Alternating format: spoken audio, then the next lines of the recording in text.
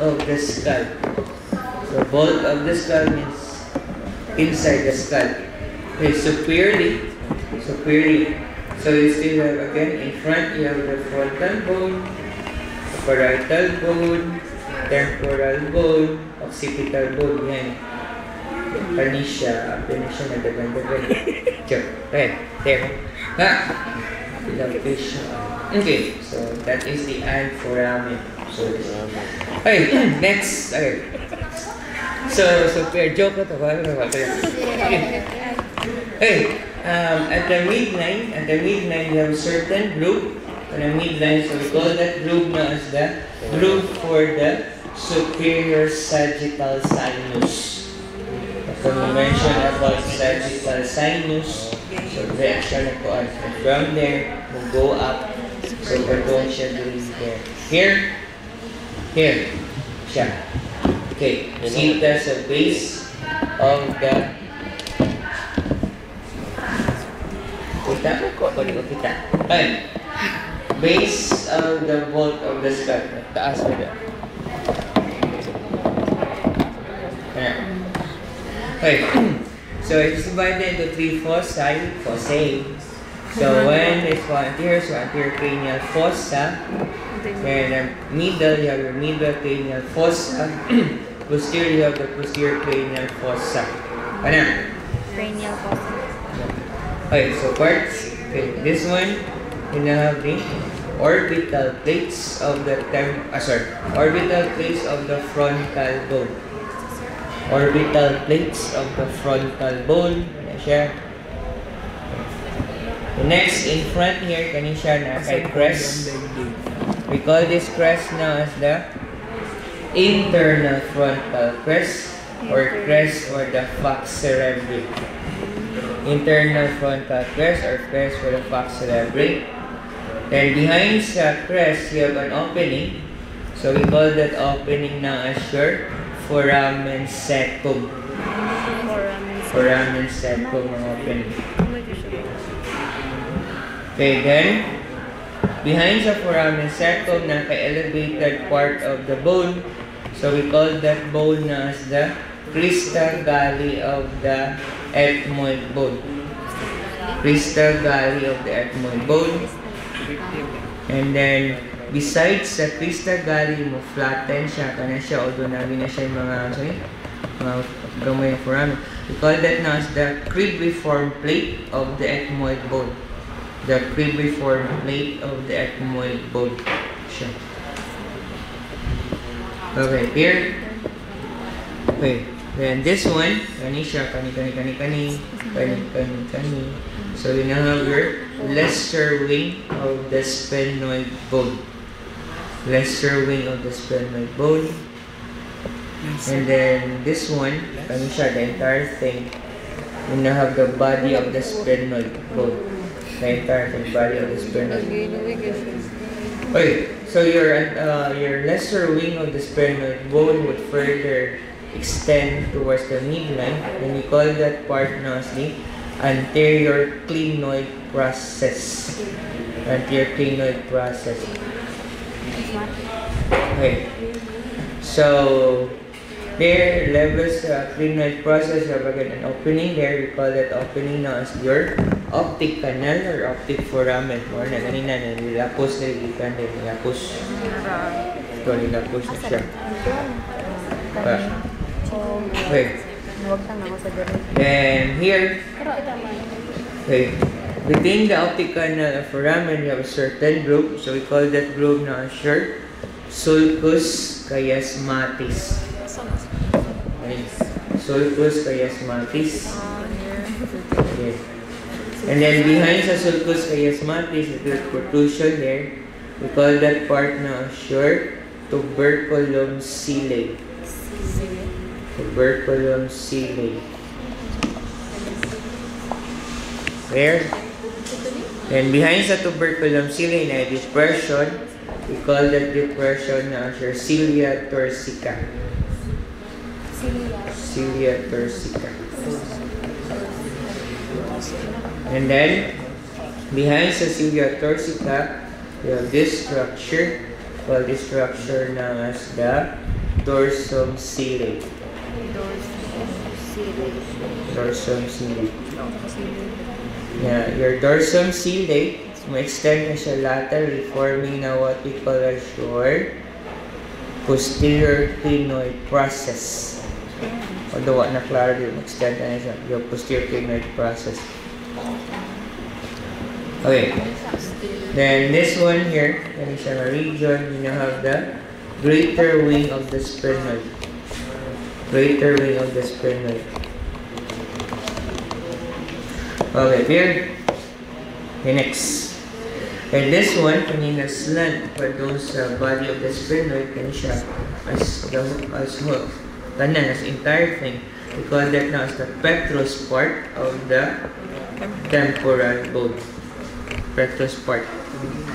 Then at the superior border, the petrous part na kayo mo protrude or fine. We call that part na as the arcuate eminence.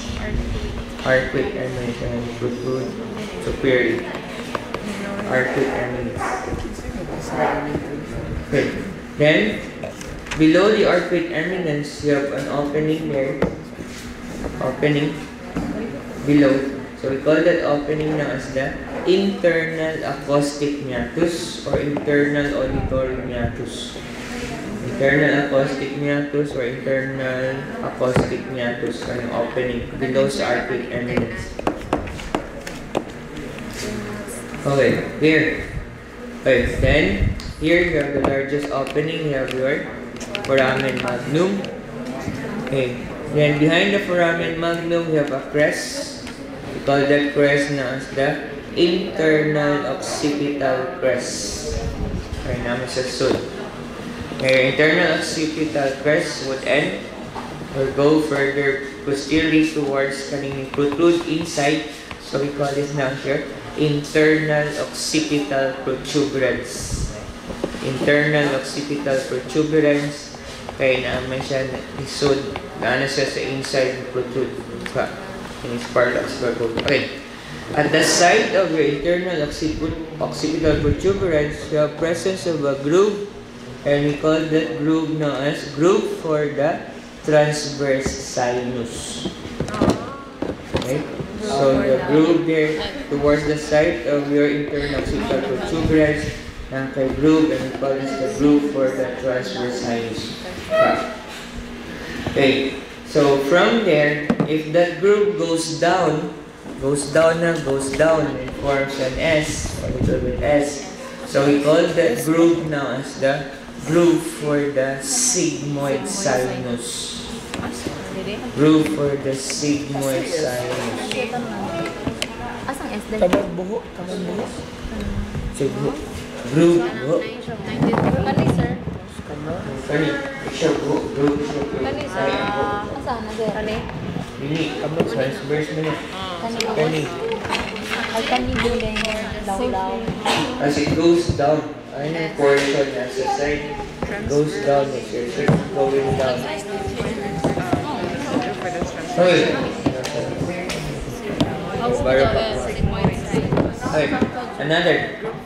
Here at this area here. On the superior border of the petrous part of the temporal bone, we still have a groove. So we call this groove now as the groove for the superior petrosal sinus. Groove for the superior petrosal sinus. Groove for the superior petrosal sinus. And then inferiorly to your petrous part, kanisha, we still have a groove, and we call that groove now as the groove for the inferior petrosal sinus. Groove for the inferior petrosal sinus. Okay. So next, let's proceed now to the foramen.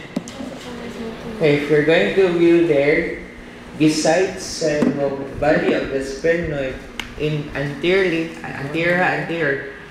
you have a foramen there. We call that foramen as your foramen rotundum.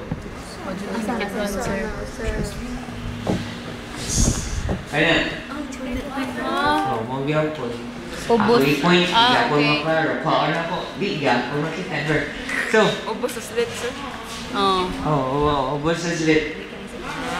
Ano yan? For ramen rotondo. Ramen or condo. Ubos sa slit. Okay?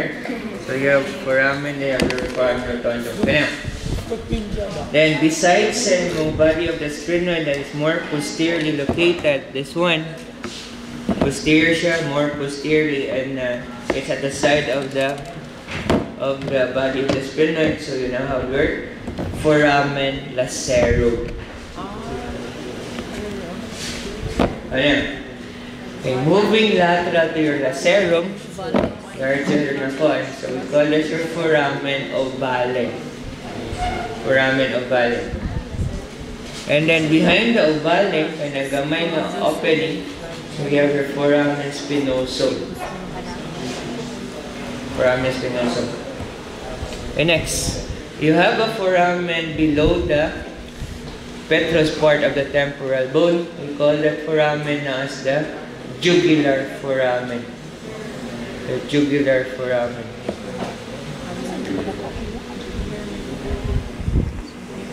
Okay. Okay. Then, medial to your jugular foramen, na kay, again, on opening, we call that opening na as the hypoglossal canal. Medial to your jugular foramen, you have an opening, we call that opening as your hypoglossal canal. Then behind, if ever nagyapon may opening, condylar canal na siya. Behind. Behind saan sir? Yeah. Behind ito. Ano yan? Isa to ang behind ay? Yan, condylar canal. Okay, clear?